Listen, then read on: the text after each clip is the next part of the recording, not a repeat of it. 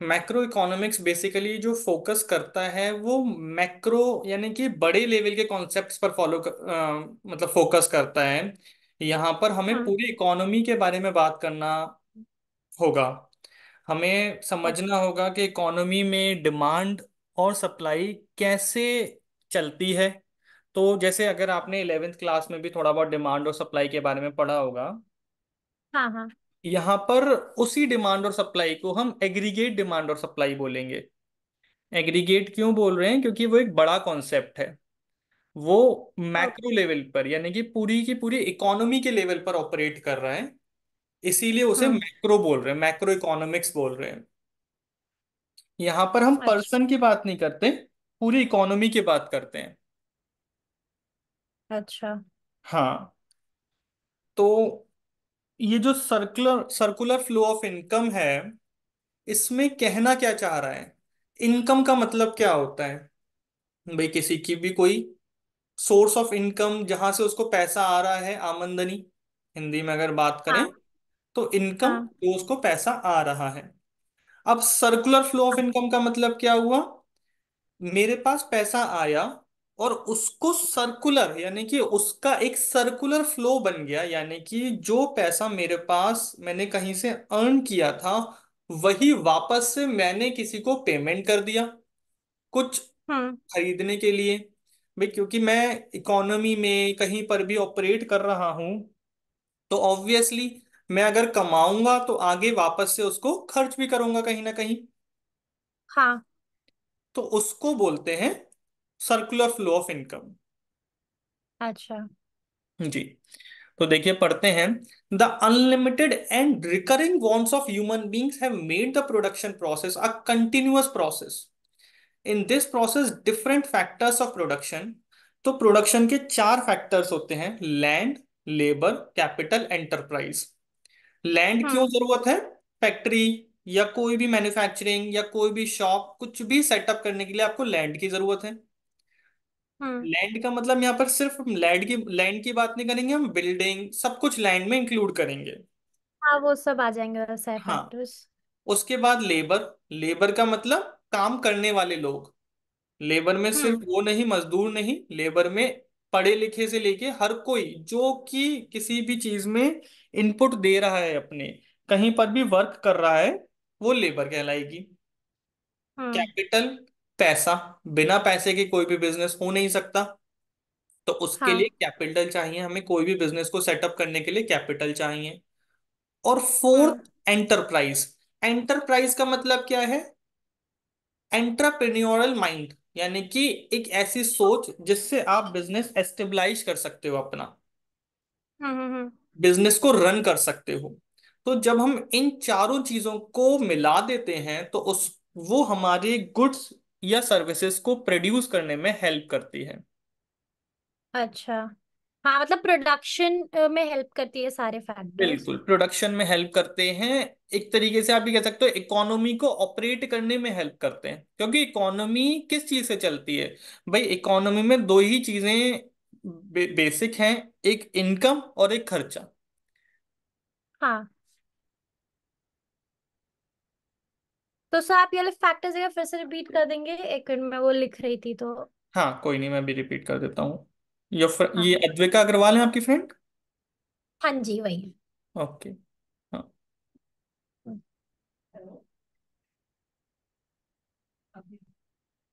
Yes Advika, Audible है ना आपको? हाँ जी। हम्म। हम अभी फर्स्ट चैप्टर डिस्कस कर रहे हैं, सर्कुलर फ्लो ऑफ इनकम।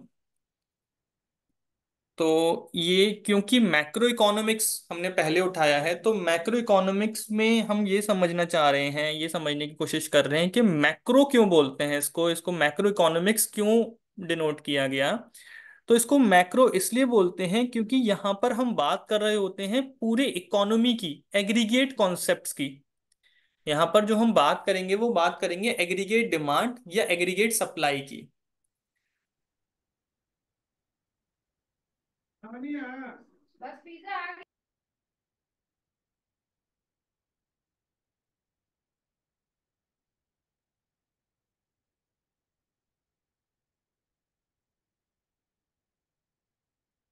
ठीक है। तो सर्कुलर फ्लो ऑफ इनकम का मतलब क्या है? जो पैसा मैंने कमाया, वो पैसा वापस से घूम करके मेरे पास ही आ गया। मैंने खर्च भी कर दिया उस पैसे को, और मैंने अर्न भी कर लिया उसी पैसे को, तो उसको बोलते हैं सर्कुलर फ्लो ऑफ इनकम। हमने पढ़ा इसमें कि किसी भी इकोनॉमी को ऑपरेट करने के लिए चार बेसिक फैक्टर्स ऑफ प्रोडक्शन की जरूरत होती है। वो कौन से चार बेसिक फैक्टर्स हैं? Land, labour, capital, enterprise. Land, जो कि किसी भी प्रोडक्शन यूनिट को सेटअप करने के लिए जरूरी है। तो लैंड का मतलब सिर्फ लैंड नहीं होगा, लैंड में बिल्डिंग भी शामिल हो जाएगा। लेबर का मतलब वो कोई भी पर्सन जो कि किसी प्रोडक्शन प्रोसेस में हेल्प कर रहा है, किसी सर्विस इंडस्ट्री में सर्विस दे रहा है। तो लेबर का मतलब आप सिर्फ मजदूर मत मानिए, लेबर का मतलब working personal, employ, professional, anyone is included in this word labour. Capital, capital का मतलब वो पैसा जो आपको चाहिए किसी भी बिजनेस को सेटअप करने के लिए। And fourth is enterprise. Enterprise is entrepreneurial ability, जो आप किसी भी बिजनेस में लगाते हैं। क्यों लगाते हैं? जिससे कि आप गुड्स प्रोड्यूस कर सकें या फिर सर्विसेज रेंडर कर सकें। Firm produces goods and services with collective efforts of factors of production supplied by the household sector। मैं यहां पर पढ़ रहा हूं, तो ये क्या कहना चाहते हैं इसमें? हाउस सेक्टर, हाउस सेक्टर का मतलब क्या होता है? हम लोग। हाउस सेक्टर एक छोटा कॉन्सेप्ट है, यानी कि वो लोग जो कि अपनी सर्विसेज दे रहे हैं फर्म्स को। फर्म्स क्या है? Firms is a big concept. Firms का मतलब होगा मैन्युफैक्चरिंग फर्म्स। कहीं पर भी आप लोगों को दिक्कत आए तो मुझे रोक लेना, पूछ लेना। तो सर फर्म, ये नई वाली बुक नहीं है ना? क्योंकि जो मेरे हाँ पास बुक है उसमें मतलब पूरा ही डिफरेंट है। हाँ, मैंने अभी बता दिया था स्टार्टिंग में, शायद मिस हो गया। ये अभी पुरानी बुक है, मैं नई बुक अभी अरेंज नहीं हो पाई है, कॉन्सेप्ट सेम ही है। अच्छा ठीक है, वही एक्चुअली आपने जो मतलब बेसिक फैक्टर्स बताए वो तो बहुत ही मतलब नॉलेज वाली चीज है, बट ये बुक में थी नहीं, इसीलिए मैंने एक बार बता दिया आपको। अच्छा, हो सकता है अब उन्होंने मतलब कोर्स से हटा दिया, वैसे हटा लिया होगा। ठीक है। अभी नई बुक मैंने बता दिया था पहले स्टार्टिंग में, अभी अरेंज नहीं हो पाई है, तो मैंने अभी इससे मतलब कॉन्सेप्ट सेम रहेंगे, क्योंकि अभी तो हमारी वैसे भी बेसिक क्लास ही है बिल्कुल। ठीक है। तो फर्म का मतलब यहां पर होता है प्रोडक्शन यूनिट। प्रोडक्शन यूनिट में कंपनी भी आ जाएगी, फैक्ट्री भी आ जाएगी, कोई भी चीज आ जाएगी जो प्रोडक्शन कर रही है, कोई भी एंटिटी जो प्रोडक्शन कर रही है। और हाउस होल्ड सेक्टर का मतलब वो लोग जो कि उस फर्म, फैक्ट्री, कंपनी को अपनी सर्विसेज दे रहे हैं, गुड्स बनाने के लिए, सर्विसेज देने के लिए। Firm makes payment to the factors of production in the form of rent. तो रेंट किस चीज का पेमेंट होता है? लैंड का, बिल्डिंग का। वेजेस, लेबर का। इंटरेस्ट, कैपिटल का। और प्रॉफिट, एंटरप्रेन्योरशिप का। तो ये चार फैक्टर्स ऑफ प्रोडक्शन है, और इनके चार फैक्टर्स, फैक्टर इनकम कह सकते हो आप। फर्म के लिए ये फैक्टर पेमेंट है, और जो लोग जिन रिसीव कर रहे हैं उनके लिए फैक्टर इनकम है। The household sector spends this money on the purchase of goods and services produced by the firm। तो देखिए ये एक सर्कुलर फ्लो ऑफ इनकम बन गया, अगर आप देख पा रहे हैं तो। यहां पर क्या हुआ? फर्म ने कोई भी चीज बनाई, उसको बनाने के लिए किसने अपने एफर्ट्स दिए? फैक्टर्स ऑफ प्रोडक्शन ने। फैक्टर्स ऑफ प्रोडक्शन में, फैक्टर्स ऑफ प्रोडक्शन को उसके बदले में फैक्टर पेमेंट मिला, जो उनके लिए फैक्टर इनकम बन गया। हाउस होल्ड सेक्टर ने फिर वो वापस से इन्वेस्ट कर दिया, खर्च कर दिया उसी सामान को खरीदने में जो कि वो खुद से बना करके आए थे। आया समझ में? This is circular flow of income. ये जो सर्कुलर फ्लो ऑफ इनकम है, अभी ये टू सेक्टर इकोनॉमी में हम समझ रहे हैं, जिसमें सिर्फ दो लोग ऑपरेट कर रहे हैं, कौन? फर्म और house hold sector. Thus, income flows first from firm to household in the form of factor payment। तो फर्म ने तो हाउस होल्ड को दिया in the form of factor payment, और फिर हाउस होल्ड ने फर्म को दिया in the form of consumption expenditure. Such a flow of money is known as the circular flow of income. It refers to cycle of generation of income in the production process, its distribution among the factors of production, and finally its circulation from household to firm in the form of consumption expenditure on goods and services produced by them. समझ में आ रहा है आपको? Circular flow of income का मतलब समझ में आया? यस सर, यस मतलब सर। सर्कल ऑफ इनकम में यही होता है कि जो मनी मैं अर्न भी कर रही हूँ, वो मनी मैं किसी चीज को खरीदने में, अपनी लाइफस्टाइल को सपोर्ट करने में मतलब खर्च भी कर रही हूँ। बिल्कुल एग्जैक्टली exactly. सर्कुलर इसीलिए बोला गया। सर्कल का मतलब क्या होता है? सर्कल में आप जहां से शुरू करते हो वहीं पर वापस आ जाते हो, तो इसीलिए इसको सर्कुलर फ्लो ऑफ इनकम बोल रहे हैं। कि आपने जहां से शुरू किया, यानी कि आपने एक फैक्ट्री से, एक फर्म से शुरू किया, आप उसमें अपनी सर्विसेज देने गए, फिर उसने आपको फैक्टर पेमेंट दिया, वो आपके लिए फैक्टर इनकम बन गया। अब आप मार्केट में गए, आपने वही सामान खरीदा जो कि आप वहां पर बना करके आए थे। मतलब ऐसे एग्जैक्टली कोरिलेट नहीं कर रहे हैं हम, मतलब आप कुछ ना कुछ सामान खरीदोगे जो कोई ना कोई फैक्टर ऑफ प्रोडक्शन बना रहा है, और वापस से वो पैसा चला गया फर्म के पास। Meaning of circular flow of income ये हो गया हमारा। It refers to cycle of generation of income. Hmm. Sorry to interrupt sir, actually ये वाली जो बुक है इसमें कंसेप्ट मिस हो गया है। Difference between the between micro economics and macro economics. ये अभी नेक्स्ट वाले चैप्टर में है शायद, जब हम बेसिक कॉन्सेप्ट पढ़ेंगे ना, उसको भी कवर कर लेंगे, कोई दिक्कत नहीं है। अच्छा ठीक है, यहाँ पे एक्चुअली बुक में दिया था तो मैंने एक बार हाँ वो कोई कर दिक्कत दिया। नहीं, हम कवर कर लेंगे। Phases of circular flow of income, there are three different phases. तो क्या फेसेस हो गई? सबसे पहली फेस हुई जनरेशन फेस। तो जनरेशन फेस में क्या होगा? फैक्टर्स ऑफ प्रोडक्शन अपनी सर्विसेज दे रहे हैं, फैक्टर सर्विसेज दे रहे हैं, उसको क्या बोलते हैं? Factor services. किसको देते हैं वो? फर्म्स को देते हैं। सेकेंड फेज क्या है? Distribution phase. This phase involve flow of factor income from firm to household. तो इसमें क्या हुआ? फर्म अपनी पेमेंट कर रही है। किसको पेमेंट कर रही है? हाउस होल्ड को पेमेंट कर रही है। और थर्ड, डिस्पोजिशन फेज। इस फेज में क्या है? इनकम जो फैक्टर्स ऑफ प्रोडक्शन को मिली थी वो खर्च करने जा रहे हैं उन प्रोडक्ट्स, उन गुड्स, उन सर्विसेज के ऊपर जो कि फर्म्स ने बनाए थे। समझ में आया आपको? ये तीन फेसेस समझ में आए जो सर्कुलर फ्लो ऑफ इनकम में ऑपरेट करेंगे। सर एक बार आप फिर से समझा देंगे, मेरे को ढंग से समझ नहीं हाँ आया। देखिए, दक्ष, यस सर। समझ रहे हो ना भाई? जी sir. Circular flow of income में हमारे तीन फेसेस हैं। फर्स्ट फेस है जनरेशन फेस। जनरेशन फेस में क्या हुआ? मैं as a factor of production firm में जा रहा हूं। क्या करने जा रहा हूं? कोई भी अपनी फैक्टर सर्विसेज देने जा रहा हूं।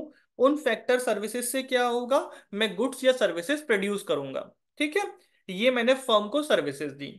दूसरा स्टेज जो आया, दूसरा फेज जो आया, वो आया डिस्ट्रीब्यूशन फेज। डिस्ट्रीब्यूशन फेज में क्या होगा? उस फर्म ने मुझे उन फैक्टर सर्विसेज के अगेंस्ट पेमेंट किया, जो मेरे लिए तो फैक्टर इनकम बन गया और उसके लिए फैक्टर पेमेंट बन गया। यानी कि इनकम का, पैसे का फ्लो हुआ फर्म से हाउस होल्ड के पास। तो पहले मैंने सर्विसेज दी, उसके बदले मुझे पैसा मिला। अब वो उस पैसे को लेकर के मैं मार्केट में चला गया। मार्केट से मैंने गुड्स या सर्विसेज खरीदी। कौन सी गुड्स या सर्विसेज खरीदी? जो कि किसी ना किसी फर्म या एंटरप्राइज ने बनाई थी।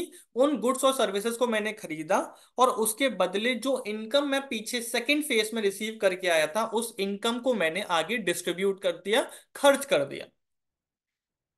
तो in this way income generated in production units reaches back to production unit and makes a circular flow complete. अब बताइए, समझ में आया या नहीं आया? कहीं पर कोई डाउट है तो बताइए। हाँ मतलब आगे समझ की, मतलब ये सारे जो फेजेस है ये इंटर रिलेटेड है कि एक मतलब एक फेज दूसरे फेज को मतलब सपोर्ट करता है, और ये एज मतलब एक सर्कुलर मोशन में से चलता बिल्कुल, एक जगह से इनिशिएट हुआ और उसी जगह पर आकर के खत्म हो गया। है। Yes sir. अब इसके बाद एक कॉन्सेप्ट है इसमें, स्टॉक एंड फ्लो। स्टॉक, अभी ये मेरे ख्याल से एग्जाम में भी आया था, स्टॉक और फ्लो के बीच में डिफरेंस क्या है? तो स्टॉक जैसा कि नाम से ही पता चल रहा है, जो स्टैटिक होगा दैट इज स्टॉक। और जो फ्लो, डायनामिक, जो मूविंग होगा उसे हम फ्लो बोलेंगे। The concepts of stock and flow are used frequently in macroeconomics. Some of the macro variables related to stock, while others related to flow. Therefore, it is important to understand their meaning so that variables can be categorized as stock or flow. Stock variables refers to that variable which is measured at a particular point of time. तो stock का मतलब क्या है वैसे भी, मतलब आप accounts में जब हम देखते हैं तो अकाउंट्स में भी हम बोलते हैं क्लोजिंग स्टॉक, या नॉर्मली भी आप अगर अपने एक रोजमर्रा की लाइफ में भी बोलते हैं तो आप बोलते हैं कि आपके पास कितना स्टॉक है किसी भी चीज का। तो स्टॉक का मतलब क्या होता है, एक पॉइंट ऑफ टाइम पर किसी भी चीज की कितनी क्वांटिटी है आपके पास। तो स्टॉक हमेशा एक पॉइंट ऑफ टाइम पर मेजर किया जाता है। फ्लो एक पीरियड ऑफ टाइम पर मेजर किया जाता है। तो स्टॉक के क्या एग्जांपल्स हैं, नेशनल वेल्थ। नेशनल वेल्थ आप कब निकालोगे, आप एक डेट को ही तो निकालोगे। आप 31 मार्च को, 31 जनवरी को, 31 दिसंबर को ही तो ये एस्टिमेट करोगे कि इकोनॉमी की वेल्थ कितनी है। वेल्थ तो समझते हैं ना, संपत्ति कितनी है इकोनॉमी की, असेट्स कितने हैं। तो वो आप एक पॉइंट ऑफ टाइम पर मेजर करते हो। नेशनल कैपिटल कितना है, इकोनॉमी के पास कैपिटल कितना है, या इकोनॉमी में मनी सप्लाई कितना है। फ्लो क्या होता है, जो आप एक पीरियड में मेजर कर रहे होते हैं। Flow variables refers to that variable which is measured over a period of time. For example, production of goods during the month of January. तो ड्यूरिंग द मंथ, जब हमने बोला ड्यूरिंग द मंथ, तो उसका मतलब क्या हुआ, एक पीरियड में हम बात कर रहे हैं, over a period of time बात कर रहे हैं। Birth rate in the year 2018, तो एक ईयर में बात कर रहे हैं। National income in the year 2018 are flow variables. क्योंकि हमने क्या बात करी, एक पीरियड ऑफ टाइम में। इसमें हम एक दिन की भी बात करेंगे ना, ड्यूरिंग अ डे, तो वो भी वही रहेगा, फ्लो ही रहेगा, क्योंकि हम ड्यूरिंग में बात करेंगे। लेकिन अगर हम उसी कॉन्सेप्ट को डे एंड पर बात करना शुरू कर देंगे तो वो हमारे लिए क्या बन जाएगा, स्टॉक बन जाएगा, क्योंकि हम तो उसे नेशनल वेल्थ और नेशनल मतलब इनकम ऑफ ईयर में क्या डिफरेंस हुआ? नेशनल वेल्थ का मतलब है फाइनली, भाई मान लीजिए जैसे कि मैं 2 लाख रुपए महीना कमाता हूं। तो मैं 2 लाख रुपए महीना कमाता हूं तो दैट इज माई इनकम। अब उस अच्छा। इनकम को मैंने जोड़ जोड़ के, मान लीजिए 5 लाख रुपीज इकट्ठे कर लिए। तो वो 5 लाख रुपीज किसी पॉइंट ऑफ टाइम पर मेरे पास होंगे ना। तो that 5 lakh rupees is wealth. अच्छा, यानी कि इकोनॉमी, आप ये कह सकते हो इकोनॉमी के पास आज के टाइम में गोल्ड रिजर्व कितना है, दैट इज इकोनॉमीज वेल्थ। मतलब बचा के रखी हुई चीज होती है बचा के वेल्थ, रखी हुई बचा चीज के कैसे, रखा हुआ हाँ हाँ कुछ। बिल्कुल, संपत्ति जिसे बोलिए आप। हाँ, इकोनॉमी के पास ठीक है। आज के टाइम में है क्या चीज, दैट इज वेल्थ। और नेशनल मतलब income in the year of 2018 का मतलब उस साल की कितनी इनकम है, उस साल में पूरे देश की कितनी इनकम थी वो है। बिल्कुल बिल्कुल, उस साल में देश ने कितना कमाया वो फ्लो है। उस साल में देश ने जो कमाया उसमें से कितना बचा लिया ईयर एंड पर, that is national wealth, that is stock. ठीक है सर।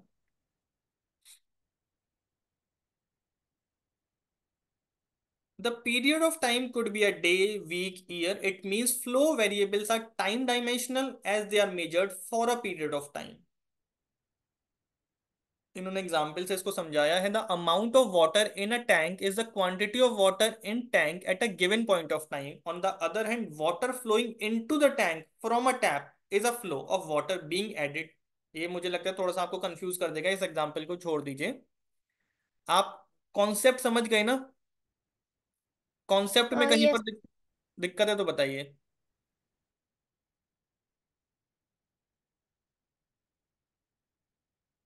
देखिए यहाँ पर इन्होंने डिफरेंशिएट किया है स्टॉक एंड फ्लो के बीच में। तो स्टॉक का मतलब क्या हुआ, stock variable refers to that variable which is measured at a particular point of time. Flow variable refers to that variable which is measured over a period of time. Time dimension, stock में कोई time dimension नहीं है, ये एक point of time पर measure कर रहे हैं हम। और फ्लो में टाइम डायमेंशन है, वो कोई भी पीरियड हो सकता है, एक दिन, एक हफ्ता, 15 दिन, महीना, साल भर, 6 महीने, कोई भी एक पीरियड हो सकता है। Stock is a static concept. Static क्यों है? क्योंकि एक पॉइंट ऑफ टाइम पर आप मेजर कर रहे हैं उसको, एक पॉइंट ऑफ टाइम पर देख रहे हैं आप उसको। जबकि फ्लो डायनामिक है, क्योंकि आप एक पूरे पीरियड में उसको देख रहे हैं। एग्जाम्पल क्या है? Population of India as on 31 March 2018। अब इसी के कंपैरिजन में अगर आप देखेंगे फ्लो क्या होगा, number of birth during 18, total number of Maruti cars in Delhi. तो ये total number of Maruti cars in Delhi, अगर आपसे कोई पूछता है कि भाई दिल्ली में बताइए कि मारुति कार 31 मार्च 2024 को कितनी है, तो आप क्या बोलोगे? स्टॉक। और अगर कोई पूछता है कि 23-24 में मारुति कार्स कितनी बनी थी दिल्ली में, तो वो क्या कहलाएगा? Flow. Money supply, money supply, money in circulation, expenditure और ट्रांजेक्शन इन मनी। इसमें देखो आपको कंफ्यूजन हो सकता है। Money supply, money in circulation, अब आप कहोगे ये तो सर्कुलेशन में है, ये स्टॉक कैसे बन गया? तो सर्कुलेशन में जो मनी होगा वो एक पॉइंट ऑफ टाइम पर तो स्टैटिक ही होगा ना। एक पॉइंट ऑफ टाइम पर तो आप कह पाओगे ना कि आज के टाइम में 10 लाख रुपए सर्कुलेशन में है या 5 लाख रुपए सर्कुलेशन में है। फ्लो में क्या कहोगे? कितना खर्चा हो गया इस पीरियड में, मनी के टर्म्स में कितना खर्चा हो गया। आ रही है बात समझ में?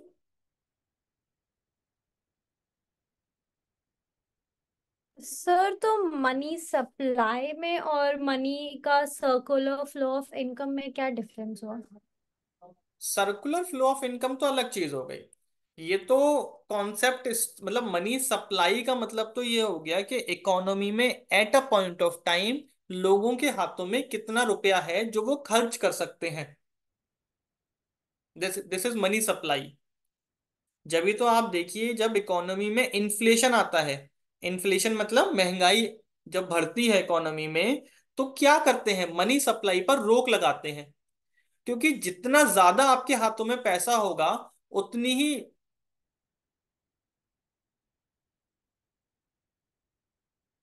जितना ज्यादा आपके हाथों में पैसा होगा उतना ही ज्यादा इन्फ्लेशन बढ़ेगा, महंगाई बढ़ेगी। और अगर उस पैसे को रोक लेंगे तो महंगाई पर कंट्रोल कर सकते हैं। और सर्कुलर फ्लो ऑफ मनी का मतलब है आपका कैसे पैसे का फ्लो इनिशिएट हुआ और वो कहां पर आकर के खत्म हो गया।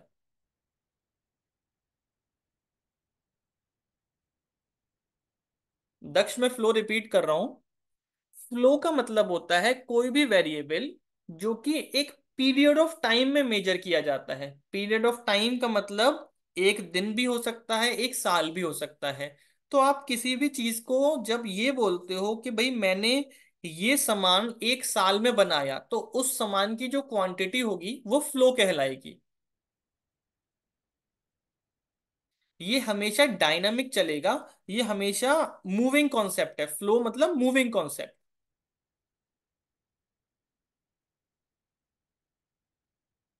आपका डाउट ये money supply, money circular, circular flow of money दूर हुआ? ये सर सर बट मेरा क्वेश्चन ये था कि फ्लो जो होता है वो मेजरेबल होता है? हाँ, बिल्कुल मेजरेबल है।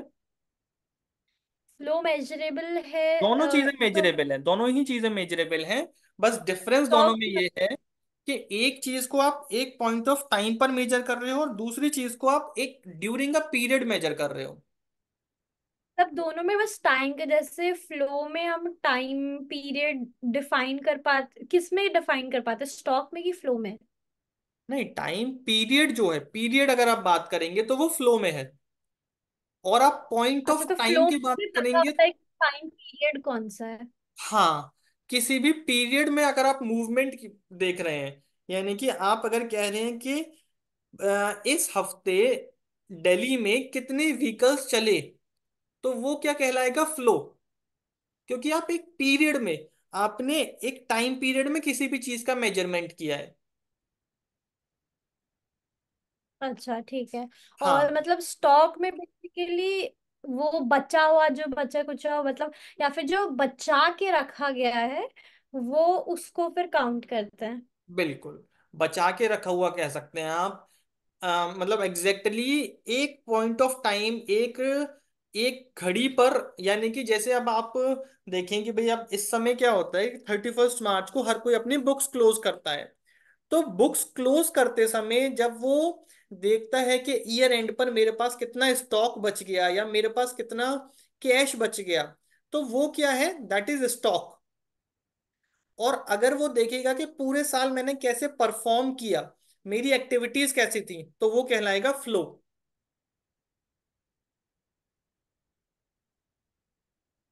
अच्छा ठीक है, समझ आ गया। दक्ष, समझ में आ गया आपको फ्लो? आपको डाउट था फ्लो में? Yes sir, yes sir. अब सर्कुलर फ्लो को इन्होंने दो तरीके से बताया, real flow, money flow. Real flow refers to flow of factor services from household to firms and corresponding flow of goods and services from firms to household. Household provides factor services to the firm, which in turn provides goods and services to them as a reward for their productive services. It is also known as physical flow. There is only exchange of goods and services between two sectors without involvement of any money. तो क्या हुआ real real flow का मतलब? जहां पर पैसे का कोई इन्वॉल्वमेंट नहीं आ रहा। बार्टर सिस्टम आपने सुना होगा पहले। बार्टर सिस्टम में क्या होता था कि आपने एक चीज बनाई, और मान लीजिए आप चावल उगाते हैं और दूसरा गेहूं उगाता है। अब आपको गेहूं चाहिए, आपके पास चावल है, तो आप चावल की कुछ क्वांटिटी उसे दोगे, उसके बदले वो गेहूं की कुछ क्वांटिटी आपको वापस दे देगा। तो वो क्या होता है, बार्टर सिस्टम। उसे क्या बोलते हैं, रियल फ्लो, फिजिकल फ्लो, जिसमें पैसे का कोई लेन देन नहीं हो रहा। एक बंदा सामान बना रहा है और दूसरे बंदे को दे दे रहा है सामान ही। यानी कि उसकी जो सर्विसेज थी, उसकी जो फैक्टर सर्विसेज आई थी, उसके बदले में उसको पैसे नहीं मिल रहे, उसके बदले में उसको गुड्स और सर्विसेज मिल रहे हैं। जो भी हमने पीछे सर्कुलर फ्लो ऑफ मनी पढ़ा था ना, तो हम उसमें बात कर रहे थे circular flow of money. Money नहीं होगा यहाँ पे। यहाँ पे सर्कुलर फ्लो तो होगा, पर किस चीज का? सिर्फ गुड्स और सर्विसेज का। अच्छा, तो सिर्फ हाउस होल्ड और फर्म में कैसे मनी इंक्लूडेड नहीं है? हाउस होल्ड का मतलब समझे आप पहले? हमारा नॉर्मल घर, जैसे हम लोगों को आटे की रोटी खानी है, तो हम लोग फर्म्स को इनडायरेक्टली मतलब फर्म्स आटा प्रोड्यूस करती हैं तो हम खरीदते हैं, और हम फर्म्स को इन रिटर्न पैसे देते हैं उसके लिए। मतलब we purchase any commodity, we pay for it through money, because but barter system अब मतलब इनिशियली तो एग्जिस्ट करता था, अब नहीं करता है। तो कैसे मनी नहीं है इनके बीच में? क्योंकि a household is giving money to the firm to produce goods, and whereas the firm is producing goods so that it can provide the commodity to the households. तो बेसिकली है तो ये एक मतलब एक सर्कुलर वाला ही मतलब एक एक्टिविटी, बट पैसा तो इंक्लूडेड है ही ना इसमें। ये जो सिचुएशन है ना, रियल फ्लो, ये आप ऐसा नहीं बोल सकते कि ये एक्चुअली में एग्जिस्ट कर रही है। This is only a concept. इसमें सिर्फ क्या कहना चाह रहे हैं कि आप किसी फैक्ट्री में गए, आपने अपनी सर्विसेज उस फैक्ट्री को दी, यानी कि आपने उस फैक्ट्री में कोई प्रोडक्शन किया। अब उस प्रोडक्शन के बदले उस फैक्ट्री ने आपको पेमेंट ना करने की बजाय आपको वही गुड्स जो आपने बनाए थे, वो गुड्स आपको दे दिए। ये कहना चाहते हैं इस कॉन्सेप्ट में। मतलब ऐसा नहीं कह रहे हम ये कि ये कॉन्सेप्ट एक्चुअली में एग्जिस्ट कर रहा है इकोनॉमी में। ये सिर्फ एक कॉन्सेप्ट है जिसमें उसने बताया कि सर्कुलर फ्लो दो तरह के हो सकते हैं, एक रियल और एक मनी। तो रियल में पैसे का इन्वॉल्वमेंट आएगा ही नहीं। आप सर्विसेज दोगे और उसके बदले में आपको पैसा नहीं मिलेगा, उसके बदले में आपको गुड्स ही वापस से मिल जाएंगे। अभी जो हम यहाँ पर पढ़ रहे थे ना, हमने 3 स्टेजेस पढ़े थे, production phase, income phase, expenditure phase. तो यहां पर प्रोडक्शन फेस है, एक्सपेंडिचर फेस है, इनकम फेस नहीं है। और एक्सपेंडिचर फेस भी कैसा इनकम एक्सपेंडिचर फेस है कि उसके जो आपने प्रोडक्शन किया था उसके बदले में आपको सामान मिल जा रहा है। इनकम नहीं हो रही, पैसा नहीं मिल रहा आपको। आपने अपनी सर्विसेज दी, फैक्टर सर्विसेज जिसे बोलते हैं, और उसके बदले में उन्होंने आपको पेमेंट दे दिया। सॉरी, उसके बदले में उन्होंने आपको गुड्स एंड सर्विसेज दे दिए। आया समझ में? Yes sir, yes. Hmm. Real flow determines the magnitude of growth process in an economy. For example, when more factor services are offered to firm, then volume of production will be more. Speeds up the product process of economic growth. Money flow, money flow money flow actual जो आज की date में exist करता है वो है जिसमें पैसा जाएगा फैक्टर्स ऑफ प्रोडक्शन के पेमेंट में, और वो फिर उस पैसे को खर्च करेंगे इकोनॉमी में. Money flow refers to flow of factor payment from firm to household for their factor services and corresponding flow of consumption expenditure from household to firms for purchase of goods and services produced by the firms. तो ये वैसे ही जो हमने ऊपर पढ़ा ये exactly वही है.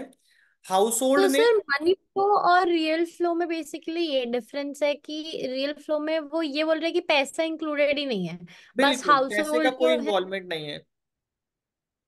तो फिजिकल फ्लो को हम डिफाइन कैसे करेंगे कि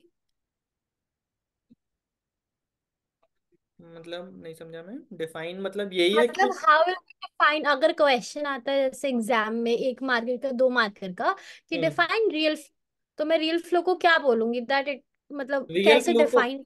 हाँ रियल फ्लो को आप ऐसे डिफाइन करेंगे, आप ये बोलेंगे कि रियल फ्लो एक ऐसा सिस्टम है जहां पर फैक्टर्स ऑफ प्रोडक्शन अपनी फैक्टर सर्विसेज देते हैं, लेकिन उसके बदले उन्हें पैसा नहीं मिलता.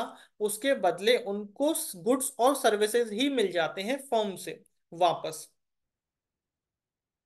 तो मतलब बेसिकली ये बोलूंगी कि इसमें जो फर्म्स होती हैं वो चीजें प्रोड्यूस, मतलब वेयरएज हाउस होल्ड्स को चीजें रिक्वायर्ड होती है तो वो फर्म्स को मतलब बेसिकली फर्म्स कमोडिटी प्रोड्यूस करता है और हाउस होल्ड को दे देता है। हाउस होल्ड फर्म्स को हेल्प करता है कमोडिटीज प्रोड्यूस करने में. भाई हाउस होल्ड जैसे सर्विसेज देता है ना इन the form of factor services. वो फैक्टर सर्विसेज क्या हुआ, फैक्टर सर्विसेज मतलब वही हमारे चार: capital. Land, labour, capital, enterprise.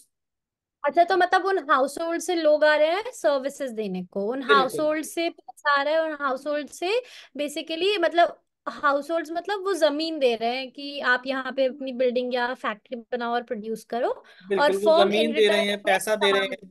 हैं. हम्म. तो बेसिकली इसमें मनी नहीं है बट गिव एंड टेक है कि आप मतलब आप मेरे को सर्विस प्रोवाइड करो, मैं आपको कमोडिटी करूंगा। ये रियल फ्लो का कंसेप्ट है। बिल्कुल एग्जैक्टली ये कॉन्सेप्ट है रियल फ्लो का. इसी को फिजिकल ठीक है फ्लो सर। भी बोलते हैं. अच्छा ओके। मनी फ्लो में यही होता है, बस बेसिकली हाउस होल्ड्स पैसा देती है फर्म्स को, फर्म्स मतलब कहीं नहीं नहीं और नहीं, से फैक्टर। हाउस होल्ड पैसा नहीं देगी, हाउस होल्ड तो सर्विसेज देगी. उस सर्विसेज के बदले फर्म हाउस होल्ड को पैसा देगी. अच्छा ओ अच्छा अच्छा, मतलब हाउस होल्ड अभी भी मतलब दोनों फ्लोज में हाउस होल्ड का एक ही काम है कि वो सर्विसेज प्रोवाइड करेगी, बट हाँ फर्म का वो बदल जाता है, फर्म वहां पे कमोडिटी नहीं अब पैसा देती है, मतलब बिल्कुल in form of payments, wage या रेंट वगैरह। बिल्कुल बिल्कुल. ठीक है okay. Money flow refers to flow of factor payments. ये मीटिंग अभी खत्म हो जाएगी 40 मिनट्स पे, मैं एक और शेड्यूल क्रिएट कर लेता हूँ, है ना. Money flow refers to flow of factor payments from firms to household for their factor services and corresponding flow of consumption expenditure from household to firm for purchase of goods and services produced by the firms. As seen in the diagram, देखो यहां पर आप देख सकते हैं house ने क्या किया. हाउस ने अपनी फैक्टर सर्विसेज दी, उन फैक्टर सर्विसेज के बदले उनको फैक्टर पेमेंट मिले. वो फैक्टर पेमेंट उन्होंने वापस से जा करके खर्च कर दिए गुड्स और सर्विसेज को खरीदने में.